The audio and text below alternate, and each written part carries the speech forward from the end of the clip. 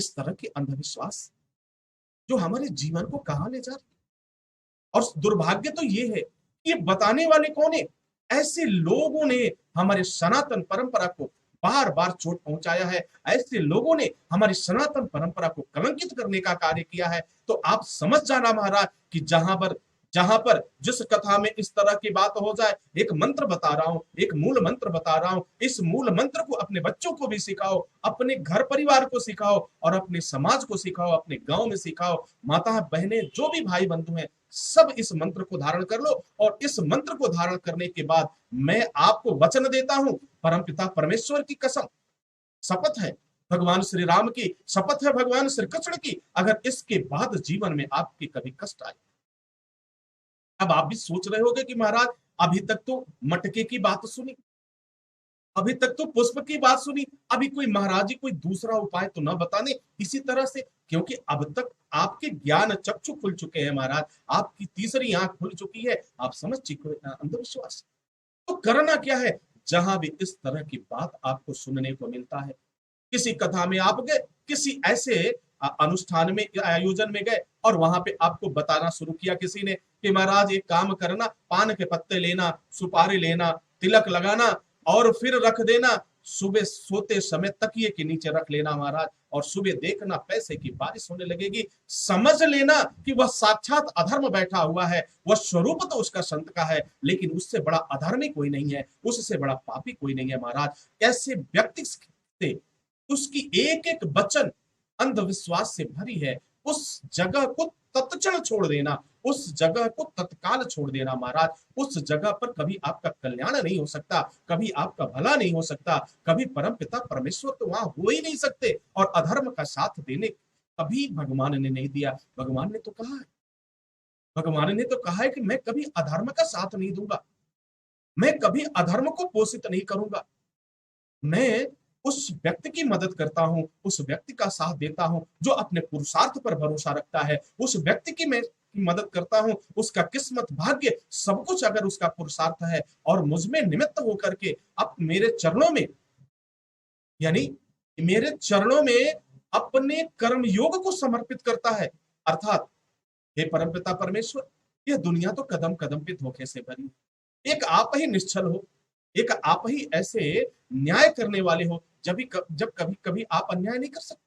तो मैं आपको साक्षी मान करके, इस तीनों लोग को साक्षी मान करके मैं अपना कर्मयोग करने जा रहा हूं। मैं अपने जीवन की परिस्थितियों को सुधारने के लिए, अपने जीवन की यात्रा को चलाने के लिए मैं अपना कर्म करने जा रहा हूं, मैं अपना कर्तव्य करने जा रहा हूं। मुझे शक्ति देना प्रभु, मुझे सामर्थ्य देना प्रभु। ऐसी प्रार्थना करके अपने कर्म में लग जाओ महाराज। इस अंधविश्वास के चक्कर में मत पड़ो।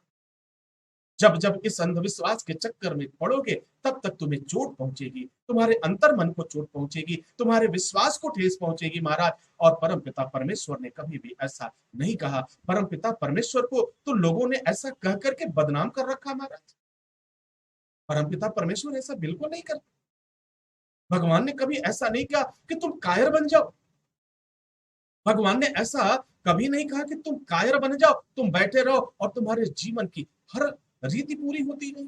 भगवान ने तो हमेशा कहा, भगवान ने अर्जुन को कर्म का पाठ पढ़ाया, भगवान ने अर्जुन के अंधविश्वास को दूर करने के लिए गीता का उपदेश किया और उसमें बताया कि जिस कायरता को तुमने धारण किया है वह तुम्हारा अविश्वास है, तुम्हारा अंधविश्वास है, और तुम्हारा ये जो प्रेम है वह अंधविश्वास ही है। और अधर्म को स्वीकार करके तुम आने वाले समय के लिए, आने वाली पीढ़ी के लिए, आने वाले इतिहास के लिए कायरता का इतिहास लिखना चाहते हो। अर्जुन तत्क्षण समझ जाता है महाराज, अर्जुन समझ जाता है और फिर उसने अपने धनुष और बाण को उठाता है और अपने कर्म को देखता है, लक्ष्य को साधता है और फिर युद्ध में विजयी होता है।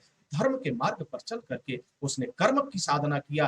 धर्म के मार्ग पर चलो, कर्म की साधना करो, फिर देखो मंजिल तुम्हारी होगी, तुम्हारे चेहरे पे मुस्कुराहट होगी और वह मुस्कुराहट इतना असीम आनंद देगी। वह परम आनंद है महाराज, वह परम आनंद है। आप जरा देखो, विचार करना, किसी के धन को लूट करके आपको आनंद कभी नहीं मिलता महाराज। किसी को धोखा देने के बाद से आपको कभी आनंद नहीं मिलेगा महाराज। आपको आनंद मिलता है अगर आपने किसी भूखे को भोजन करा, आपको आनंद मिलता है जो कोई परेशान था उसकी आपने मदद किया, तब जाकर के आपको वह परम आनंद मिलता है। लेकिन अगर आपने छल से किसी का धन लूट लिया, छल से आपने किसी का धन लूट लिया, ये कर क्या रहे? छल से धन लूटने का कार्य।